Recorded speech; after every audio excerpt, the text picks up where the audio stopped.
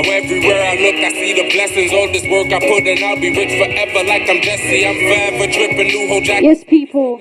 Niggas know I'm gripping. Guess what? This particular project, okay, called The Transition, is a definite energy, a definite vibe. I'm loving and feeling this particular album. Okay, big shout out to everybody loving and feeling the energy as well. That one was called So Blessed. And of course, we are so blessed. It was featuring Jesse Royal, but we have Jakal joining us live and direct. So you there? That song was So Blessed. Yeah. Featuring my brother Jesse Royal. Shout out to him, man. And, you know, it's produced by Y Rush. Wow. Number 7 on the album, God number, big up God. Definitely, definitely. So you know what, before we get into the album, tell the listeners, who is Jakal? Tell us a little bit about yourself. Man, you know, for those who are not familiar, I am the Jakal, Jamaican assassin, killing all lanes. I'm a rapper, grew up in America, got deported, living in Jamaica, still pursuing the mission of rap music from here. You know, we broadcasting live out of Kingston, Jamaica. This is my sophomore album. You know, I'm representing Urban Legend Records. And it's BOJ all the way. We just here giving quality music to the people. Definitely, for real. And you know, your journey is so powerful and so deep. And we've spoke before. And you know, one of the things that I like about yourself is you've got a rawness and you just tell it how it is. Where does that come from? To be honest, man, I've always lived my life like this. You know, even when I was in the streets dealing with street stuff, I was always, you always knew what you got when you dealt with me. You know what I mean? It's never going to be a question mark, no matter what the situation is. Once we're dealing, I always try to make it clear and transparent my position. You know, and broadcasting live from Jamaica with rap music, I had to be honest. I can't lie. I mean, I talk the way I talk. People are obviously going to ask me, where's this accent from?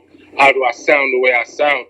So, you know, honesty is the best policy, except for when you're dealing with criminal activity. So we're on the legal side, man. So I'm always going to let the people know what's going on with me, especially because I know my journey, it hasn't been the prettiest one, you know, and I know that I have influence now, and there are people listening to me, especially young people, and I want to be honest about my journey and let them know that they don't have to go to prison. They don't have to, you know, that doesn't have to be a part of the equation. That's not supposed to be a part of the equation. You know, so me singing about doing 10 years in prison is me letting them know, like, yo, that's not a part of the where I am right now. I could have and should have been 10 years ago, but because of the penitentiary, I'm late to where I'm supposed to be at. You know, so for all the young listeners and people that's in the streets, dabbling in street activity, you know, I'll always let them know that there are options and there are things that we could do to make our situations pop out the way that we want. It might take a little bit more time, you know, but I believe the truth helps more. Because then a person gets to decide, do I want to do this? Do I want to take this path? Because I got someone who actually did it, and I can see the struggles they're going through because of the acts or the actions, you know, of the past. For real.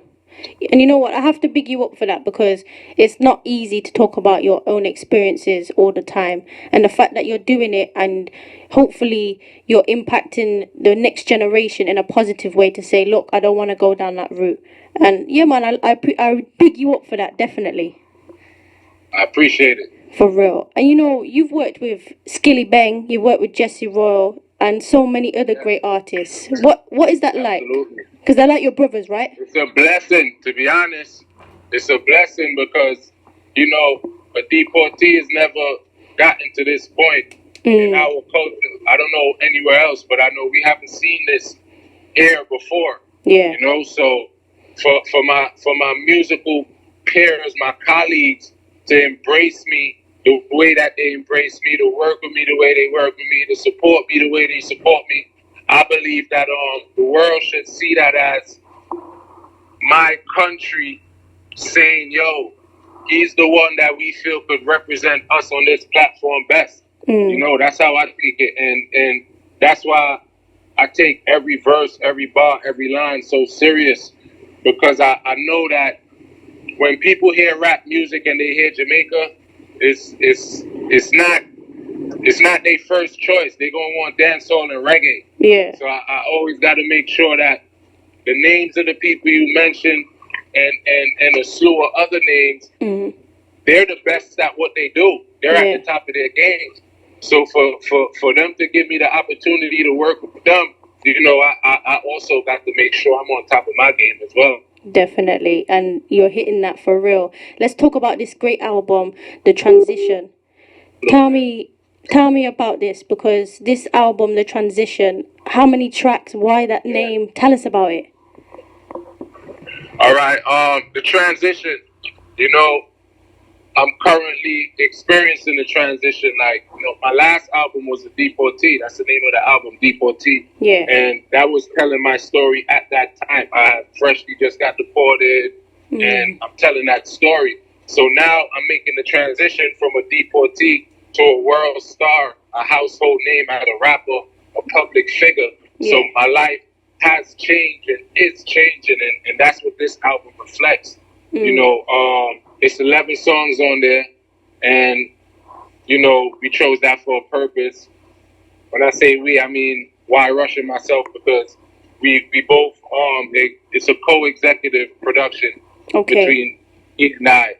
He also produced a good maybe 70 or 80% of the tracks on there. So, you know, he's my manager, and we own Urban Legend Records label together. We work very close. So, you know, this number is basically, when you listen to the album, every single song on there could have been released as a single. True. And has the potential to be a number one on the charts. So I feel to keep consistent, the only way you can have number one with more than one thing is 11.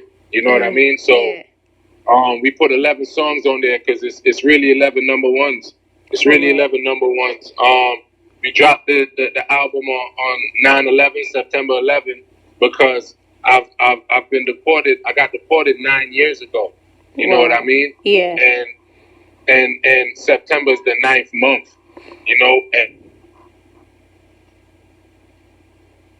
for real, definitely. You know what I mean? So just to tie in everything numerically, we just did that on 9/11. Wow. You know, so we dropped something real heavy on that day, man, and the world is going to impact the world over now and forevermore, and that's just how it is. Definitely. And you know, two of the tunes that I wanted to talk to you about was Addicted and Savage. Tell me about those two tunes, because those tunes Savage, okay, Addicted. We talked about Addicted first. Yeah. That's what you brought up first. Addicted, produced by Alvaro. Shout out to Alvaro, you know, representing the East Side, man. You know, I met him through my brother Skilly Bang. You know what I mean? So that's a big, you know, that's family. Alvaro, I just call Alvaro and be like, yo, send me some beats. And he sent me some beats, and that was one of them on that particular day. And when I heard it, it was just like, oh man, it just made me think about my girl and how I felt about her, everything in that moment. And that was the result of that. Like, I could honestly say that's right there is dedicated to my girl right now. You know what I mean? Because she influenced that. As soon as I heard the rhythm, the beat, I'm addicted to, you know what I mean? And the rest. Yeah, so that's for the lady. For real. They're produced by Arrow, East Side Records. You know how. Yeah, definitely. And then Savage? Oh, Savage now. I was my block in Boston. Shot a freeway one day, chilling regular, smoke, drinking, and I heard a Bounty Killer song. I forget the name of it, and I call her up. Yo, I got an idea, and I sent him a Vino, and he made over the beat to what you hear. When you listen to it, if you notice, there's a space in the intro where it's empty. You don't hear nothing. I'm not saying nothing for probably about 5-10 seconds or so. I was hoping, it was my hopes to actually get Bounty Killer to say something there, because he's the one that influenced that one. You know what I mean? So, Okay. we didn't get the chance to make that happen in time, so I just put it on our same way. So, yes, man, and that's really what it is. Take a facey with the savages. Not to mention with this rap shit from the savior, I really feel like it. You know, and that's me demonstrate musical dexterity or abilities. Like I'm a box. Like that's a dance song, you know, and I'm on there rapping. Yeah, for paying real. homage to one of the pillars in dancehall, because there's no way around it.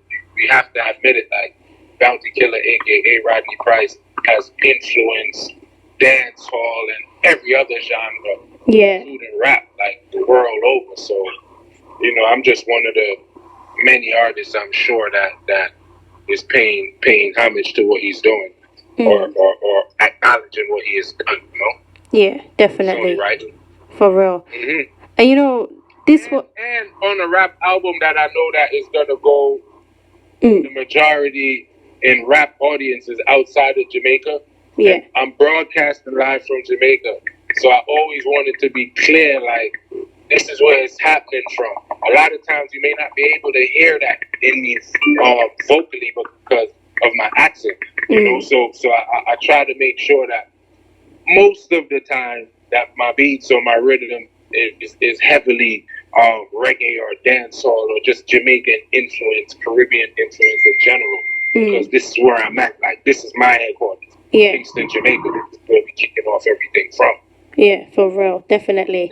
And it's a pure energy and a pure vibe. And another tune is called Foot on Their Necks with Black Hero. Yeah. And I need to know about this tune. Black Hero. Pure energy, tell us. Black Hero. Yeah, that's the first single released off the album. That's actually the first video we released as well. Make sure y'all go check that out. It's on YouTube. Run it up right now. Shout out to Johnny Wonder, he the distributor. Shout out to Bob, Rhythm, and Dennis the Greatest, man. They're the ones that produced that. That song right there, like all my music, it's just natural. Yeah. One day Black Hero called me and was like, yo, pull up on me. I jumped in my car and drove out to St. Thomas. We was at his house chilling. Yeah. And we was just talking, and while we were talking, I think it was Biggs. Biggs played the rhythm. He started just playing rhythm while we was in the other room talking. Okay. It's like, oh shit, Black Hero just started singing, like literally. And I put my phone on record. You know what I mean? And he started singing, and everything that you heard, we literally just did, and then the phone recorded it, and I left that day, and the next time we linked up, we recorded what the phone caught. So we didn't write the song, we didn't sit down and say, yo, let's make this song. We was just vibing to that tune. And having a conversation, and Biggs put the rhythm on. We did maybe about 6 songs like that day. We have another 5 songs that we just never went to the studio at the time or yet to record. But that one voice note was like 20 minutes, and we got like 6 songs in it. Just us there, chilling, kicking. Like Black Hero is one of the like super talented individuals that my path has prospered in this music thing, man. Like, you know, he's very talented. Yeah. Where just a conversation to turn into 2-3 songs. Definitely. And his energy is so upbeat and positive that it's just always something like that with him. You know what I mean? For real. Definitely agree with that one, because he's just released another tune called Cool Runnings, and people are loving that still. Yeah. That song is crazy. Yeah. Yeah, I can't sing, but you know, I tried my best rendition. Yeah, for real. And you know, we've just got a question in from a listener. They're asking, why did you call yourself Jakal? Because I don't know, it's like a dog thing, isn't it? Well, Jakal is it's an acronym. Okay. You know, it's Jamaican Assassin Killing All Lanes. That's what Jakal means. Jakal, Jamaican Assassin Killing All Lanes. And I just feel like I'm a musical assassin, and obviously I'm Jamaican, and I'm killing all lanes musically. Yeah. You know, and that's just what it is. You play on words. Obviously, it's an animal as well. Desert creature. They can survive in any environment, hot or cold. Yeah. You know, canine out of the canine family. So you know we all got a little bit of animal in us as well. And then when you're dealing with if we want to take it to Egyptian mythology, you know, the Jack plays a major role. You know, he doesn't make a decision or anything, but the image of that dark creature where he's holding the scale, and you see him before, basically that scale is what they put your heart on to see. Now, if your heart is too heavy, you will go to hell, or if your heart was light enough, you will go up to heaven. And the jackal is actually who's holding that scale in Egyptian mythology. So no matter how you look at the jackal, he plays a very important role in whatever he's taking place in. Definitely. My birthday, New Year's Eve, December 31st. You know, the last and then the beginning again. Be there. So it's, you know, jackal here. We here to stay. For real, most definitely. And you know, we're coming to the last little bit, but what would you like to say to the listeners out there who are supporting you, or those who have just joined us for this time? I didn't hear you.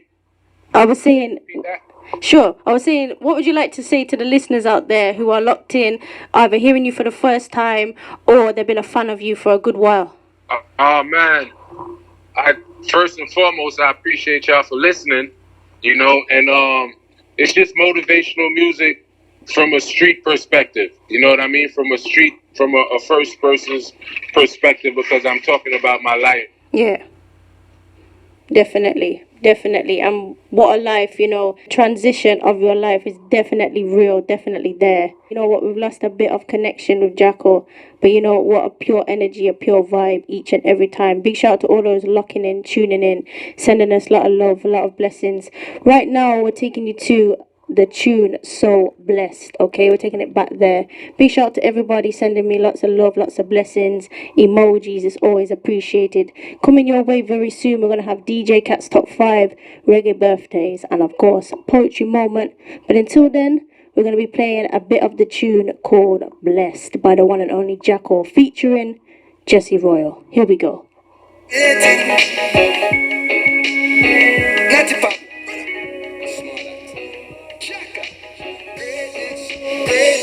So while some waiting on the lobby, they are in the streets working for a cause, hustling hard from dusk till dawn. Close man again, fed from a bullet bar. So while some